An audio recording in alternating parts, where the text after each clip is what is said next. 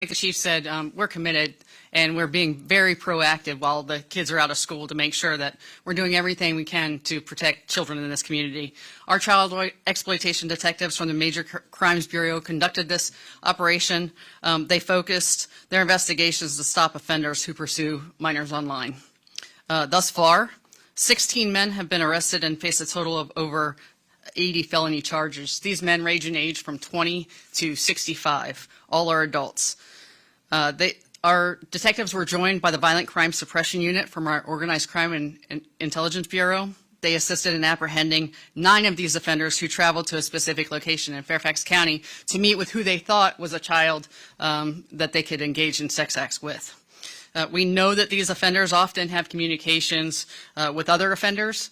They share child sexual abuse material and other information, and so we do anticipate that a lot of these cases will result in future arrests. That has happened in almost all of these operations. As we dig into more investigations, as the investigations don't stop when the arrest occurs. There's obviously evidence that the detectives will be analyzing following these arrests that may lead to other investigations and identifying other perpetrators and other victims. I do want to share some information that's particularly disturbing regarding the actions of these offenders who believe they were chatting online with children. Many of these offenders requested explicit images or videos from children. Some arrived to the meeting location with things like contraceptives, alcohol, and drugs that they plan to use with their child victims. Some sent the undercover detectives images of their own genitals and adult pornographic material to demonstrate the acts that they wish to perform with these child victims. At least one maintained online contact for months prior to making plans to meet. One suspect even traveled from Canada, believing that the child's victim's parents were out of town. One specifically described wanting to cause bodily harm to the victim during these planned sex acts. One suspect was already a registered sex offender, and one of the offenders admitted to having previously had sex with someone he believed was 12 or 13 years old. We're providing this information because we want to prevent the children in our community from being victims. Parents, we're asking you to please talk to your children about their activities online. Monitor the online activity of your kids. Technology eludes a lot of us who are older, and we know that it's hard to talk to your kids about something that you might not be as familiar with as far as the technology. I would point parents to go to missingkids.org.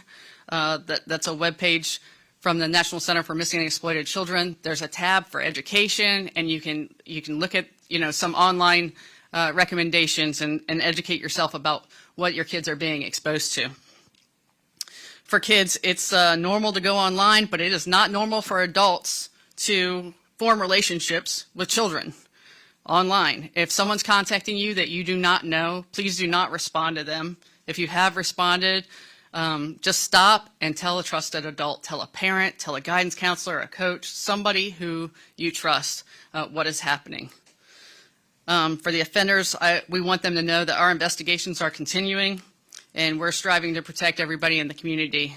And we're asking anyone with information about these or any other predators to contact the Major Crimes Bureau at 703-246-7800, option 6, or Crime Solvers at 1-866-411-TIPS or 8477. And with that, we'll take any questions.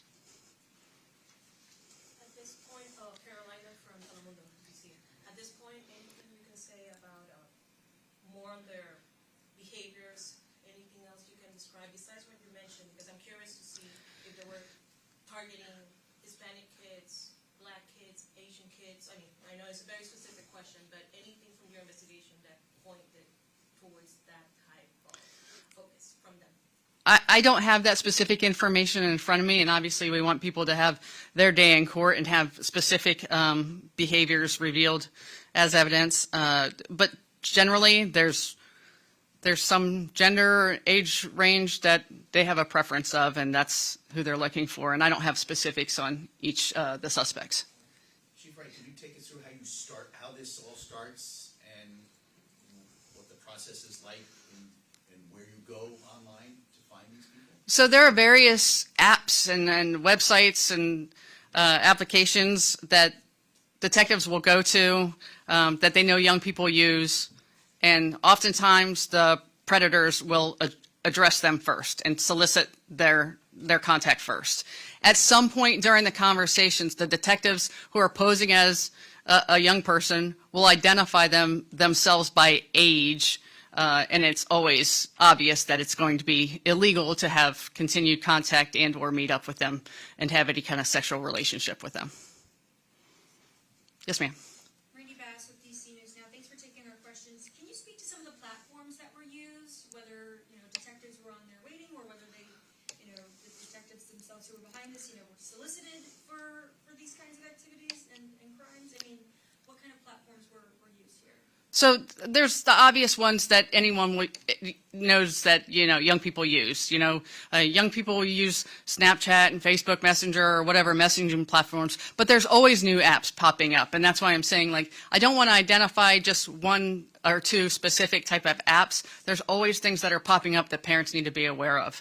And detectives will go on any of these applications where they've identified perpetrators are operating, and they will wait to be solicited.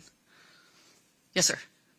Any of these perpetrators, do you know if they were in jobs that are with kids, either in school, centers, anything of that nature? No, great question. We have not identified that any of these offenders are in positions where they have care of children. And you mentioned how some offenders would communicate with each other, sharing photos or whatnot. Is that any of these cases? Did any of them know each other? These offenders, not necessarily known to one another, but at least one offender has provided information on other offenders, and it's led to another case that's being investigated. Just because they know each other? And It's another part of the country, so they know each other online. Yes, sir. Can you tell us which one is the registered sex offender, and then I have a follow-up. I believe his name is Heyman. Heyman? Yes, sir. Benjamin? Yes. We find him on the sex offender registry in Virginia. He is on the sex offender registry in Virginia. He was convicted and put on the sex offender registry in 2018. Okay, I have a question for the chief. I came out here, Chief, when you held another one of these news conferences. It was December 28th of 23, I believe it was, and you named 10 men in this very similar sting. Once I was assigned this, I went back and I just picked 4 of those names of the 4, just out of the blue, 4 of the 10, and all those charges were nollied.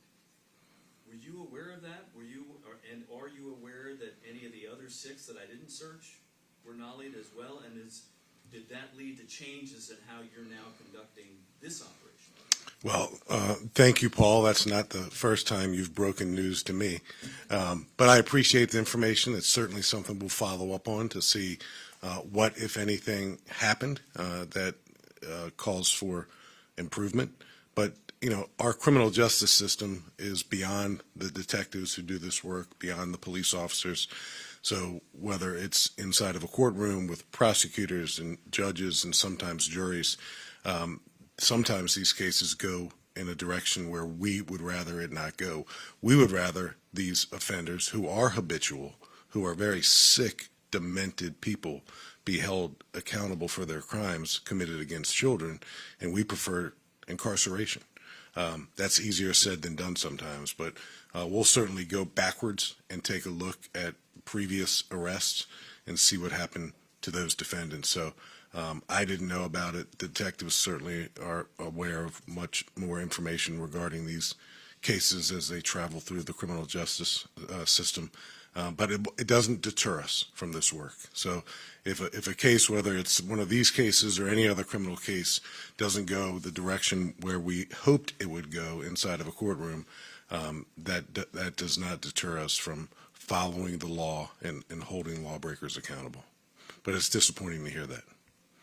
Matt. In the same vein, you mentioned incarceration being the main option here. Do you think the penalty is harsh enough? And do you truly believe that these guys aren't able to go through rehab, be rehabilitated? Yeah, I know I said that, and that's just with the benefit of experience, and certain types of criminal offenders are certainly worthy of rehabilitation and second chances. It's just been my experience that people who commit this particular crime don't do well with changing their stripes.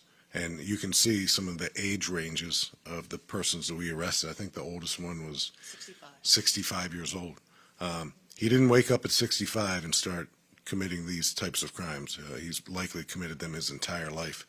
So when I say that incarceration is the prescription for people who commit this type of crime, I say it knowing full well that many people who get introduced to our criminal justice system do get second chances and do get rehabilitated. But the folks who commit this crime, it's just not been my experience that they fall into that category. Nick Minock. Nick Minock with WJLA. Chief, are Tier 3 registered sex offenders allowed to be at playgrounds or schools or places where there are day programs for children? Nick, that specific question probably requires me to get a specific legal answer and give it to you. But if you have a broader question, I'd be more than happy to answer it. Well, how about this one? Why hasn't the Fairfax County Police Department charged registered sex offender Richard Cox for allegedly going to rec centers, exposing himself allegedly to women and girls in locker rooms, and visiting Franconia Rec Center that has a licensed preschool, and also visited, according to the Park Authority, a playground? Why hasn't the police charged Mr. Cox in this case? So, Nick, I'm going to go through this, and this is being recorded, so please take the time to go back and listen to my response to your very specific question about Richard Cox. Richard Cox, on June the 10th, 2024, was arrested by Fairfax County police officers. That case, when it made its way into a courtroom, was dismissed because the victim in that case did not show up. That's the first encounter. The next encounter we had with Richard Cox was on November 3rd, 2024, and he was in a shower in a locker room, taking a shower, and the policy of Parks and Rec allowed him and other persons to, and I'm reading this verbatim, to use the locker room of the gender that they identify with. So a crime was not committed. So he was not arrested by Fairfax County police officers.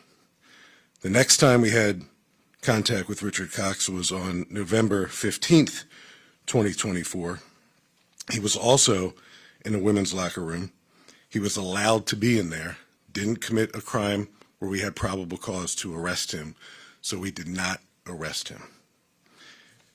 The next encounter we had with him, same month, November 16th of 2024, he was banned for the first time from Fairfax County Parks and Rec facilities. So if Richard Cox returns, and I don't know where he is right now, I don't know if he's still being held in Arlington, I'm sure you're going to share that with me. If Richard Cox returns to any Fairfax County Park and Rec facility, we will arrest him for trespassing. I will arrest him myself, okay? He has not returned, to my knowledge, to our knowledge. If he does return, he will be arrested for trespassing. So I understand I'm sorry, I don't want to cut you off. No, well, the policy that Parks and Recs has allows Richard Cox and others like him to use the restroom, locker room of the gender that he identifies or she identifies with. So that policy was in effect. I believe it's still in effect. I don't believe it's changed. What has changed is that Richard Cox has been trespassed. He's been notified that if he returns to those facilities, that he'll be arrested. But any notion that the Fairfax County Police Department has never arrested Richard Cox, we have. And that got into a courtroom, and that case was dismissed because the victim of that crime did not show up. She did ask for a continuance, and the prosecutor did not decide to help advocate for that victim. Going to Arlington, he has committed similar acts, according to court records in Arlington County, going into schools, going into rec centers in Arlington, into women's locker rooms, allegedly exposing himself to women and children. Arlington schools and the county board have the same policies that Fairfax police in Arlington and the prosecutor in Arlington, they're charging and prosecuting Richard Cox for very similar acts. So when you say there's no probable cause because of this policy, how is Arlington County allowed to charge and prosecute Richard Cox, but Fairfax County, as you say, is handcuffed in this situation? Well, Nick, let me bring you back to June the 10th of 2024. We arrested him and charged him.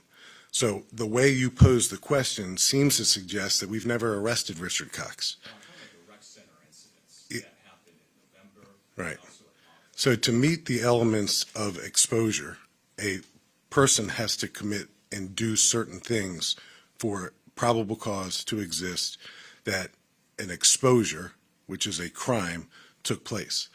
The moment we have probable cause to arrest anyone, and I would put the frequency and volume of arrest press conferences, just like this one, up against any police department that you cover.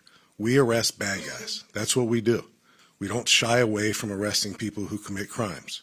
We establish probable cause, and when we have probable cause, we make arrests. And we do it in far greater volume than anyone I'm aware of.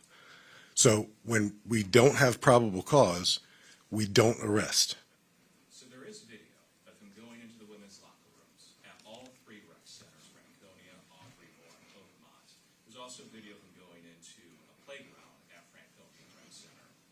According to the Park Authority, there is a licensed preschool there. He's a sex offender, a Tier 3 sex offender. There's also witnesses, according to SCPD's own body cam video, that say he exposed himself to children in those women's locker rooms. That's not enough probable cause? If he commits a crime of exposing himself, we will arrest him. What I'm trying to say somewhat gently is that his presence inside those locker rooms is not in and of itself a crime. That's not Kevin Davis's policy. That's not the policy of the Fairfax County Police Department. But his sheer presence inside of a locker room is not synonymous with exposure. He has to do certain things for an exposure to take place. When he does certain things for an exposure to take place, that would give us probable cause. And you know that when we have probable cause, we make arrests, as we did with Richard Cox back in June of 2024. We arrested Richard Cox. And if he commits a crime in Fairfax County, we'll arrest him again and again and again. And I know you know that because this police department, better than any police department I've ever been associated with, holds lawbreakers accountable. And Nick, to suggest that we don't is irresponsible. You haven't arrested him for the rec center incidents. He didn't do anything differently, according to the witness in that Planet Fitness situation, than he did in these rec center bathrooms and locker rooms. So I'm trying to understand the difference between that June incident where you arrested him and these rec center incidents that occurred. Yeah, the difference is a matter of probable cause. When we have probable cause that someone commits a crime, we're going to charge that person with the crime. That's not enough. Yeah. That's what Arlington has for their. Nick, I'm not going to compare and contrast our police department with whatever may or may not have happened in Arlington. I'm just going to tell our community this, and I know this case and this person is near and dear to you, and you're reporting on it, and you should be reporting on it.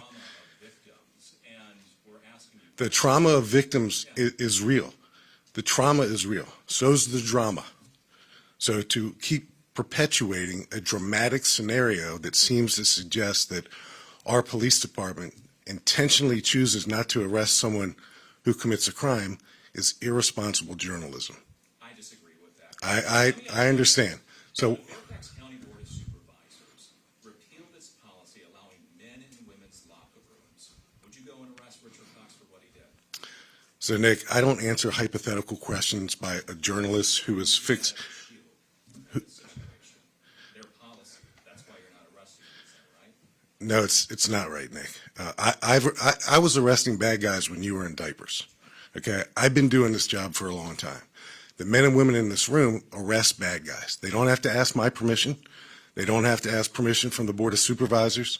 We have probable cause and we make arrests. So to suggest that elected officials or elected prosecutors somehow guide the activities of detectives and police officers in Fairfax County is absurd, but it's dramatic, and it keeps you personally and singularly focused. Of all the journalists in this room and of all the journalists in the Washington, D.C. area, this is your baby. And I understand that you are dedicated to not letting this go. And when we have an occasion to arrest Richard Cox, I'll arrest him myself if I have to, and you'll be the first to know. So we're going to go on to Paul Wagner and then Bob. Go ahead, Paul. Go ahead.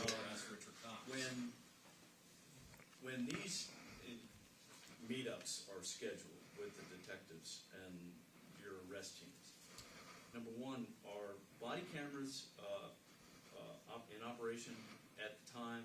And secondly, who picks the place to meet up? Yeah, I'll be rather non-specific about the places they choose to meet up because we want to be able to be successful in the future. But the detectives determine where those areas are.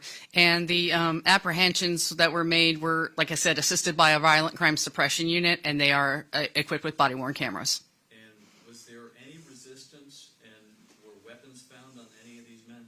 I'm not aware of any weapons that were found. A couple did try to flee and were quickly apprehended. But from the others, I don't know of any resistance or any force that was used. Canada, is that the furthest you've ever had someone travel from? I'm not sure. That's the furthest I know, but some of the detectives who have been doing this a long time would probably know more. We can double check that for you. Yes, sir.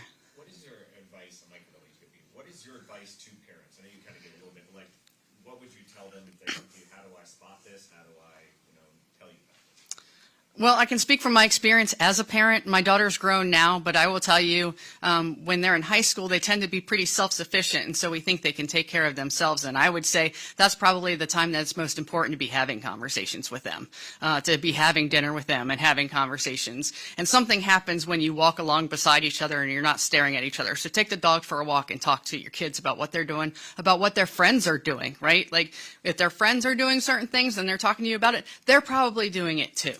Right, so you kind of know where their head's at and what they're being exposed to.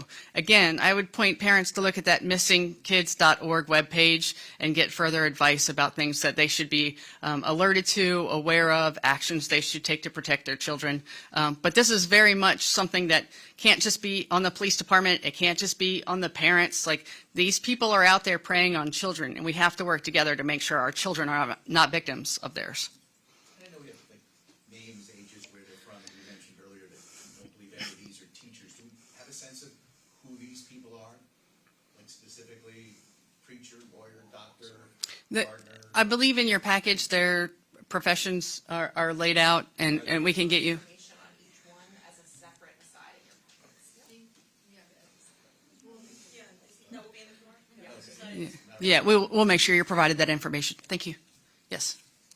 In terms of the individual who traveled from Canada, somebody came, from Maryland to Fairfax County, do federal authorities get involved at that point when you're crossing borders, when you're crossing state lines, to engage in these kinds of crimes?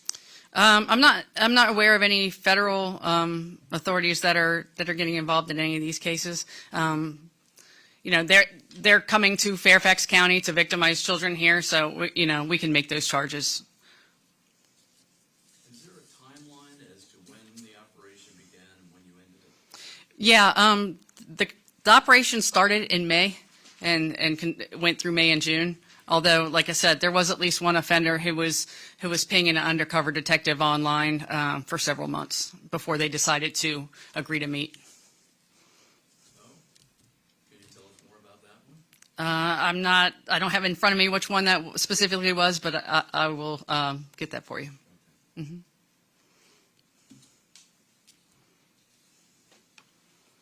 Again, we thank you all for coming today. This is really important. Kids are out of school. They need your attention more than ever, so we appreciate it. Thank you. Thanks.